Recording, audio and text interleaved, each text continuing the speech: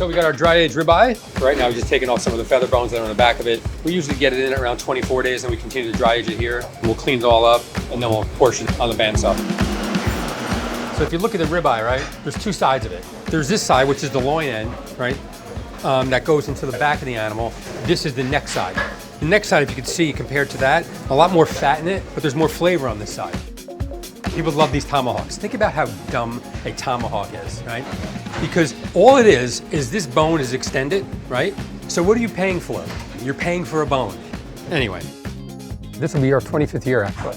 Recently, we made a change. We did away with family style, which was a huge departure. But we do have a few items that we call large format items. One is the ribeye. Some customers that still want family style experience, so they can still get it. I think a restaurant always has to constantly evolve. If you're not evolving, you have a tendency to start slipping backwards.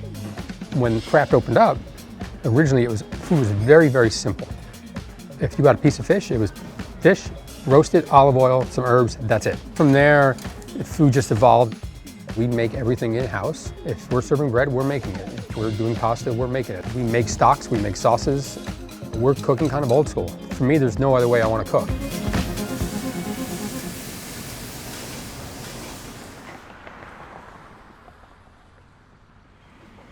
It's about 10:30. We want to get our braises going so they're ready for service. These are short rib plates that came in yesterday and they were butchered, the fat was trimmed off, and they were put on a cure, so they were seasoned overnight. And now we're going to get a nice sear on them before we braise them. Braising is something going back 30 years ago, you didn't see a lot of it on menus. And I remember going to France and I went to one of Alain Ducasse's restaurant in Paris, and he had a lot of braised items and they were like so delicious. So I was like, why aren't we doing this? From day one, we've had the braised short ribs here. We go through about 300 pounds a week. It's always been our best seller. We typically braise off about 50 pounds per day. All of that caramelization adds complexity and flavor to it. So this is kind of probably a half-hour long process at least to sear them off. These are ready to go. Some aromatics, which is thyme, rosemary, sage, and bay leaves, and some garlic. It's always important to cook tomato paste out first because it's kind of raw right now. I'm gonna add some of these vegetables. And I'm just gonna cook those a little bit and try to scrape up some of the fond. Coming with the stock now. This is a veal stock. You can use vinaigrettes and butter sauce and stuff like that, but there's really no substitute for a good meat stock. The flavor that we develop, especially in our sauces, we would never get without doing it. And this braising liquid is gonna turn into the sauce for the finished dish. It's gonna braise for 3 hours at 325 degrees. Okay, that's it.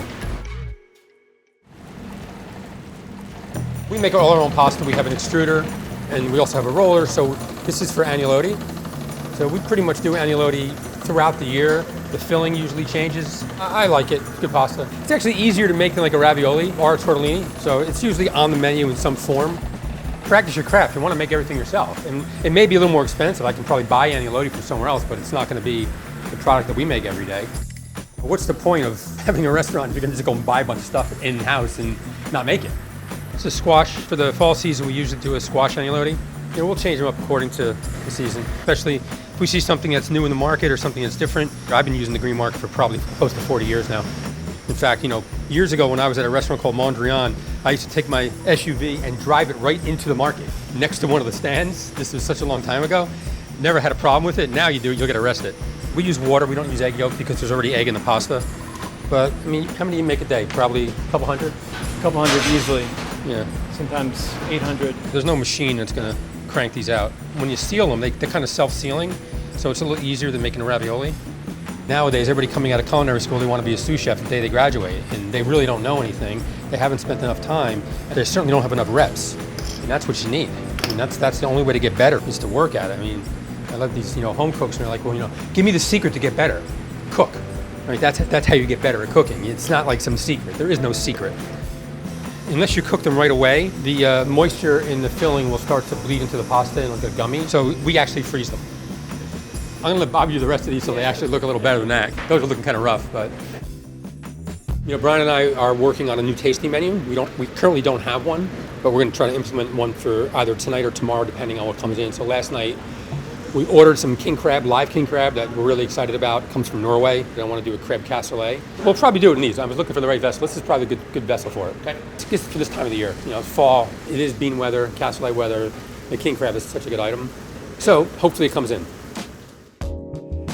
I've always been fortunate enough to have staff that have been around for a long time that I can trust.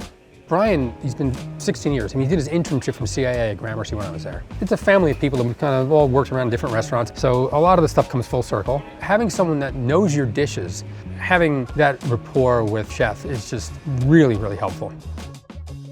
Sweetbread is the thymus gland of the veal, so it's a growth gland. So as they grow, it's no longer in the animal as it grows into a full-grown cow.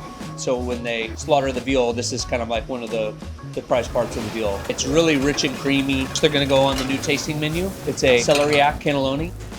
We've cooked a lot over the years together, so we can reference things that have happened in the past at Gramercy here, some of the other restaurants we've opened together. So over the years, the vast number of dishes that we've cooked together, it's kind of like a catalog of all the things that he likes. This is Rigoberto. He's our chef de cuisine here. He was at Downtown Port for about 8 years, and we just recently brought him here about a month ago. So he's going to prep our monkfish. It's really dense. I mean, some people say it tastes like lobster. When you see them, they're really big fish. They got these big wide mouths, a lot of teeth, and so they feed off lobster. It's just a really meaty, dense texture. So you can see what he did here is he put a little bit of thyme on the bacon, and then this little powder is called Activa, otherwise known as meat glue. It actually binds two proteins together. So when we wrap it, we know that the fish will stick to the bacon. Usually we like monkfish that's much bigger than this, but it's coming in really small right now. So we'll double it up. We try to wrap it where it's just one layer of bacon around. If you have two layers of bacon on top of each other, it doesn't get crispy. And then we get the plastic wrap. This is how we shape it, and you just roll it. By torquing it some more, you're compacting it more. So it's actually getting a little bit bigger. The circumference is starting to expand. And this is like 2 portions right here. I got a phone call out of the blue from a woman, her name was Shauna Minoprio, and she told me she was producing a reality competition food show and thought that I'd be a good judge. My calculation was this: I'd go to these food festivals, right, and doing a book signing, and I'm sitting next to Bobby Flay signing books. He signs 200, I sign 20. And I didn't think he had a better book. So he was on TV. So I was like, well, let me give this thing a shot. I had no idea it would turn out to be what it turned out to be. I had just a couple of non-negotiables, and that was that we, meaning the judges, make the decision as to who goes home and who stays. I wanted to be honest. Not once have they ever tried to overrule our decisions. We do see a lot of great food on the show. I'll never take a whole dish and do it, but there may be a little way that a chef approaches one particular thing. Go, oh, that's interesting, I like that. Maybe I'll riff off of that.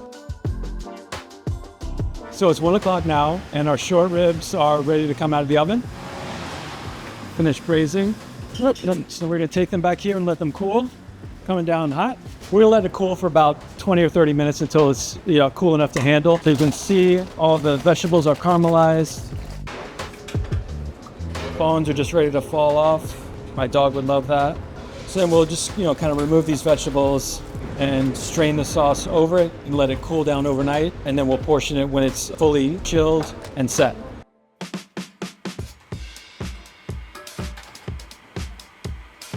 Portion in the short rib. This is day 3, last day of the process. So I'm gonna get all this sinew out. So I'm looking for a perfect like this right here, because our customers don't really like a fatty short rib. I've been working here around 2 years, 2.5 years. Started off on Garde, worked all the hotline stations, and now sous chef here. You can't stop learning. These guys, they just know so much. So it's just such an honor to be working there and learning. People love this, and I'm touching it every day. I'm pushing it every day. So it's just a joy to bring that legacy on. So we're looking for about 5 ounces per portion. Smells nice, huh? For servage, we glaze them. We take that same cooking liquid where just the very, very top is not in the braising liquid. And then we do is put that in the oven and then baste it. And so that top that's sticking out, because it's now getting some dry heat, it gets glazed over, but the rest of it, because it's in the liquid, stays nice and moist. This is the finished product. It's mushrooms, little roasted tomato, some fresh herbs, brown chicken stock. We put the short rib over the top of it. So this is like a confit of horseradish that we make. We make a green peppercorn sauce. Usually we finish with a little bit of chive. That's it. Even plating it now, changing it from what it used to be, people still absolutely love it. If we take it off the menu, we'll have a revolt, and people will just like freak out.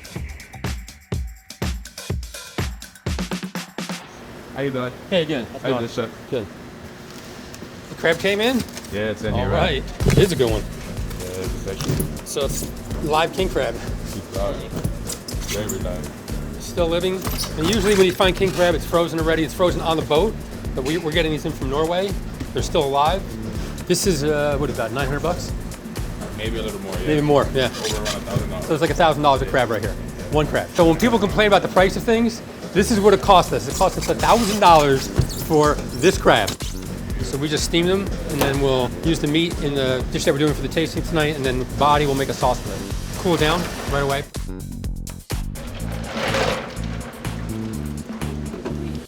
I started crabbing with my grandfather in Barnegat Bay, New Jersey at a pretty young age. We used to go clamming, fishing and crabbing. We didn't catch a lot of fish, but we always caught a lot of crabs, a lot of clams. Those meals were really important. In fact, I think that's probably part of the reason why I cook, is we used to catch, a lot, and it wasn't just family, it was family and friends, extended family, like 20, 30 people for dinner. At a very young age, I realized that food has the potential to bring people around the table. And I think that's part of the reason why I do what I do. You see what we do is open it up, but then there are two tendons that go through it, and if you just pull gently, the tendons come right off. It's 4 o'clock. I'd rather have this done a little earlier, but crab's done. Still gotta make the sauce. That's gonna take a while. We're cutting it close, but I'd rather be able to be spontaneous and do things, quickly than sit there and calculate every move. It's just easier for me to work that way. But this is what I like. I always find that things don't have to be 100% planned out and perfect. Quest for perfection, I don't know. I just find it a little tedious. So tonight, new tasting menu on. $125, 4 savory, 1 sweet. Fresh king crab from Norway. It comes in fresh, not frozen. A little piece of that will be submerged in the beans, and then the whole thing is broiled. Other than that, again, focus on getting away from, I'll call, turning our menu into a buffet. Not a good idea. That's all for me. So my absolute pet peeve, this idea of putting food on the center of the table and sharing it, it's gotta stop. People are treating a menu like a buffet. They're ordering much stuff, put it on the center of the table, and we'll just scrape it onto our plate. It's just crazy. People, stop doing it, stop. How many times do you go out and you eat that way, and you're with like 4 people, 5 people, and there's really one appetizer that you want, and you order it, and it's put on the center of the table, and by the time you get it, it's a smudge on the plate. It's like, I want to enjoy this dish.